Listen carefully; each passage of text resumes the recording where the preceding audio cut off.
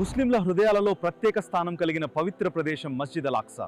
ఇస్లాం చరిత్ర, ప్రవక్తల మహత్తర సంఘటనలకు సాక్ష్యంగా నిలిచిన ఈ పవిత్ర స్థలం మస్జిద్ అల్ అక్సా సంబంధించిన 10 ఆసక్తికరమైన విషయాలను తెలుసుకుందాం. 1. రెండవ పురాతన మస్జిద్. ఇస్లామిక్ చరిత్ర ప్రకారం మక్కాలోని మస్జిద్ అల్ హరాం తర్వాత భూమిపై నిర్మించబడిన రెండవ మస్జిద్ ఇది. మొదటి దానికి దీనికి మధ్య 40 ఏళ్ల వ్యత్యాసం ఉంది. మొదటి ఖిబ్లా. ముస్లింలు మక్కా వైపు తిరిగి నమాజ్ చేయడం ప్రారంభించకముందు సుమారు 17 నెలల పాటు అలక్సా వైపు తిరిగే ప్రార్థనలు చేసేవారు. అందుకే దీనిని ఖిబ్లాయవల్, మొదటి ఖిబ్లా అని పిలుస్తారు. 3. మేరాజ్ ప్రయాణం. ప్రవక్త ముహమ్మద్ సల్లల్లాహు అలైహి వసల్లం వారు తన పవిత్ర ఇస్రా మరియు మేరాజ్ ప్రయాణంలో మక్కా నుండి ఇక్కడికే వచ్చారు.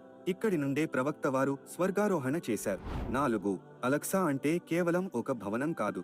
ఆ ప్రాంగణంలోని మొత్తం 35 ఎకరాల స్థలాన్ని హరాం అల్ షరీఫ్, అలక్సా అని పిలుస్తారు.